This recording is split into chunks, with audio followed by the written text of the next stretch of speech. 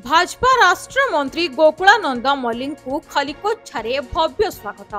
प्रथमे मंत्री खलिकोट स्थित जगन्नाथ मंदिर को जाई प्रभु जगन्नाथ को दर्शन करथिले। एहा परे कर्मी मानक गहण रे निजर वक्तव्य माध्यम बीजेपी शासन रे कोनोसी हिंसा को प्रश्रय दिया जीव नाही बोली कहथिले। नरेंद्र मोदी का सबका साथ सबका विकास को प्राधान्य देथिबा बेले गंजाम जिला विकास ठारू किपरि बहुत दूर रे से विषय निजर मत प्रतिपादित करथिले।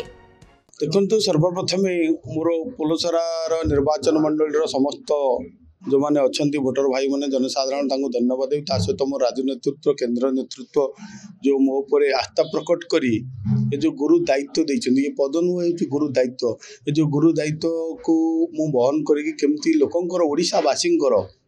सेवा करवा ओडिशार विकास करवा ये हूँ आमर लक्ष्य। जे आमर जो नरेंद्र मोदी कथा थिला सबका साथ सबका विकास सबका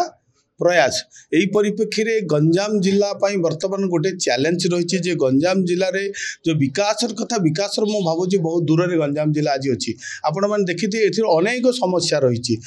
मुख्य समस्या अच्छी दादन समस्या कृषि कृषक समस्या बेरोजगारी समस्या ये सबुठ बड़ समस्या हूँ आईन श्रृंखला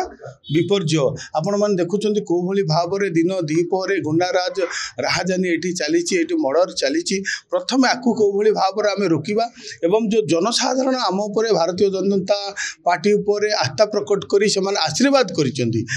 आशीर्वाद को आम सेवा करी कि भाव में पाखे पहुँचवा तांकर जो आशा आकांक्षा रही आम पूरण करवा ये हूँ भारतीय जनता पार्टी प्रथम प्रायोरिटी एवं जो तो विभिन्न वर्गर लोक रही आदिवासी हरिजन गरीब वृद्धा वृद्धि बुढ़ा बुढ़ी माँ मैंने रही जो समस्या रही मौलिक समस्या रही प्रथम आमर पूरण कर ओडिशा निश्चित भाव में विकास हम जो डबल इंजिन सरकार कथा आम कहते ओडिशा डबल इंजिन सरकार है निश्चित भाव में सरकार पूरा जोर में गढ़ आपण देखिए। देखो गंजाम जिला पे आमर फोकस प्रथम रोजगार गंजाम जिलार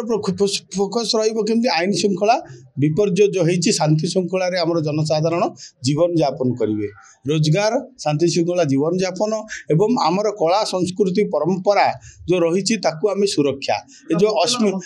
आम जो प्रथम कथा कहते अस्मियता कथा ओडिशार अस्मियता कथा ओडिशा जनसाधारण कथा ओडिया माटीर कथा ओडिया कलार कथा ओडिया संस्कृतिर कथा सी बजाय रही निश्चित भाव में यही कला संस्कृति ओडिशावासी देखिए दिल्ली दरबार में ओडिशा एक नंबर राज्य में परिणत हो।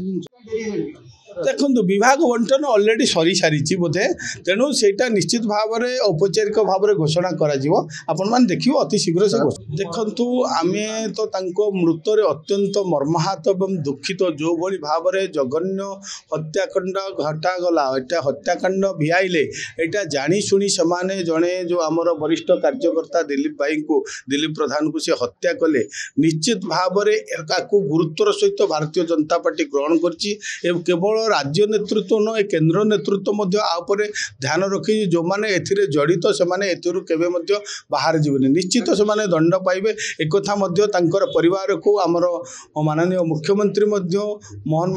माझी महोदय सी कही सारी से प्रतिश्रुति देइछंती जे जो मैंने एथिरे जड़ित जो मैंने दोषी निश्चित भाव में दंड पाइबे। गंजाम रु शिप्रा पटनायक रिपोर्ट, रियो न्यूज।